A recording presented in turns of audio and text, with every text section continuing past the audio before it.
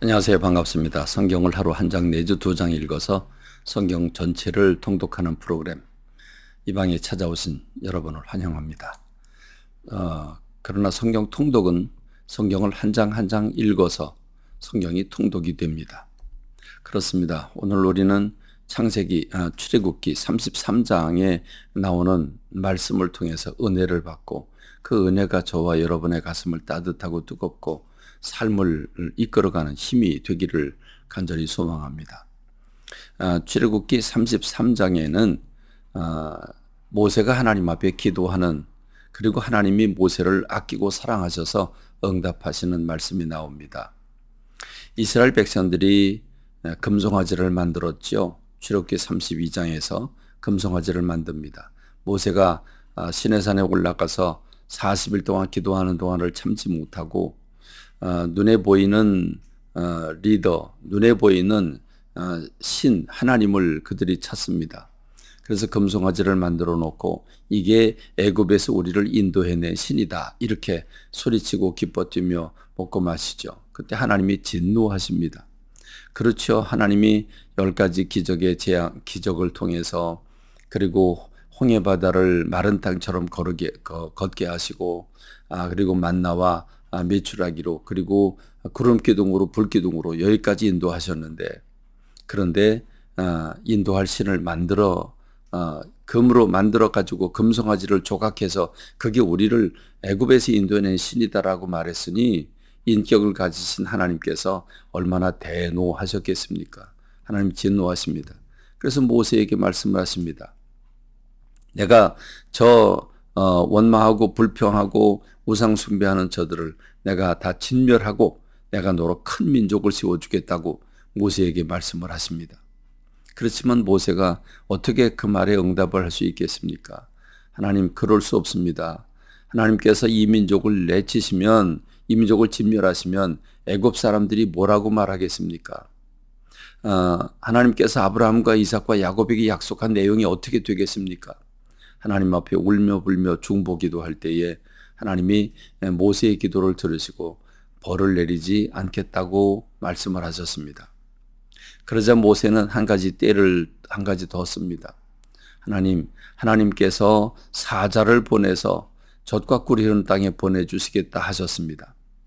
그렇지만 하나님의 사자가 하나님이 약속하셨기 때문에 젖과 꿀이 흐르는 땅에 보내주는 것까지는 좋으나, 그런데 하나님이 우리와 함께 가지 않으신다면 그게 무슨 의미가 있겠습니까? 그렇게 해서 우리가 젖과 꿀을 먹는다고 할지라도 그게 무슨 의미가 있겠습니까?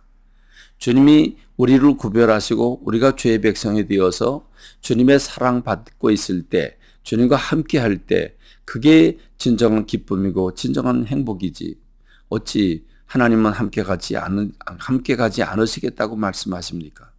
하나님은 이렇게 말씀하셨죠. 내가 너희들과 함께 가지 않겠다. 왜냐하면 내가 너희들과 함께 가다가는 너희들의 그 원망하고 불평하고 그 우상 숭배하는 모습을 내가 어떻게 지켜보겠느냐. 내가 중간에 너희를 진멸하고 없애버릴까 봐 염려된다. 그래서 내가 너희들과 함께 못 가겠다고 말하는 거다. 이렇게 주님 말씀을 하십니다. 그렇지만 모세는 주님이 우리와 함께 가지 않는다면 우린 거기를 가야 할 이유가 없습니다.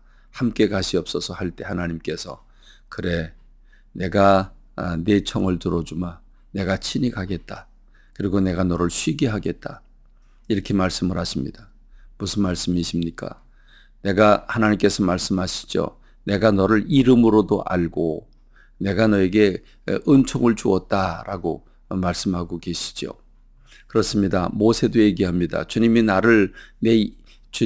내 이름을 주님이 아신다고 했고 주님 나에게 은총을 베풀어 주셨다고 한다면 주의 은총을 베풀어 달라고, 이 백성을 주님의 백성으로 주님께서 기억해 달라고, 대우해 달라고 그렇게 기도할 때 하나님은 그 기도를 들으신 것입니다.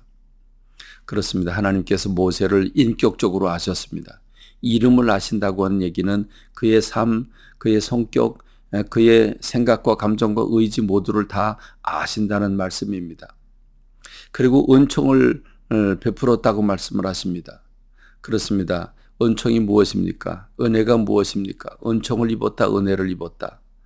하나님께서 오늘 저와 여러분들의 그 행동한 대로, 잘하면 잘하는 대로, 못하면 못하는 대로 하나님이 벌 주시고 상을 주신다고 한다면 이 세상에 제대로 존재할 사람이 어디 있겠습니까?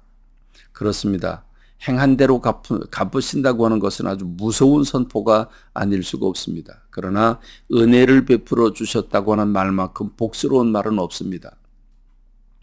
잘못했음에도 불구하고 미진함에도 불구하고 부족함에도 불구하고 예쁘게 보셔서 그 죄를 사하고 은혜를 베풀어 풍성하게 하신다는 거 아니겠습니까? 덮어준다는 거 아니겠습니까? 그렇습니다. 이거보다 더 큰 은혜는 없습니다. 하나님께서 모세를 사랑하셨고 모세에게 은혜를 베풀어 주셔서 모세에게 내가 친히 가겠다. 내가 가서 내가 너를 쉬게 하겠다라고 말씀하시는데, 쉬게 한다는 말은 모세가 모든 일을 다 처리하면 여러분 앞에 어떤 일이 닥칠지 유한한 인간이 어떻게 다 모든 리더가 알겠습니까? 인간 리더는 다 알 수 없습니다. 그러나 하나님이 앞서가시면서 대적들을 흩으시고 하나님이 앞서가시면서 모든 문제를 해결해 주시고 전쟁으로부터 구원해 주시고 보호해 주시고 하실 때에 모세가 평안을 얻을 수밖에 있지 않겠습니까? 그렇습니다. 그래서 모세에게 은총을 베풀어 주셨고 모세는 응답을 받았습니다. 여러분, 우리는 여기서 우리가 주님과 하나님과 함께 하는 것이 얼마나 행복한 것인가. 여러분, 그저 돈만 많이 벌면 젖과 꿀이 흐르는 땅에 가기만 하면 되는 걸로 알고 계십니까? 내가 성공하고 내가 명예를 얻고 내가 권력을 얻고 내가 돈을 얻으면 그것으로 행복하리라고 생각합니까? 그렇다면 돈 많은 사람들이 돈이 다 쓸모없다고 가치가 없다고 왜 그들이 그 입술로 토로하고 있겠습니까? 그렇습니다. 가난한 사람에게 돈이 귀중하고 돈이 기쁜 거지 돈이 넘치도록 많은 사람에겐 돈이 의미가 없습니다. 그렇습니다. 돈이 행복을 주는 게 아니라는 말이죠. 하나님과 함께 하시는 것이 행복입니다. 하나님의 은혜를 받는 것이 복입니다. 여러분, 하나님의 은혜를 받고 계십니까? 하나님이 여러분 진노하고 계시는 거 아니십니까? 하나님의 은혜를 받을 때 우리가 진정한 행복을 누릴 수 있습니다. 하나님의 은혜 안에서 그 주님의 은혜를 내가 친히 가리라, 내가 이 백성을 끌어안으리라 말씀하시는 주의 음성을 듣는, 주님이 여러분을 사랑하고 여러분의 이름을 알고 여러분을 도우신다고 하는 응답을 받는 여러분들 되시기를 주님의 이름으로 축원합니다. 감사합니다. 말씀 맺겠습니다.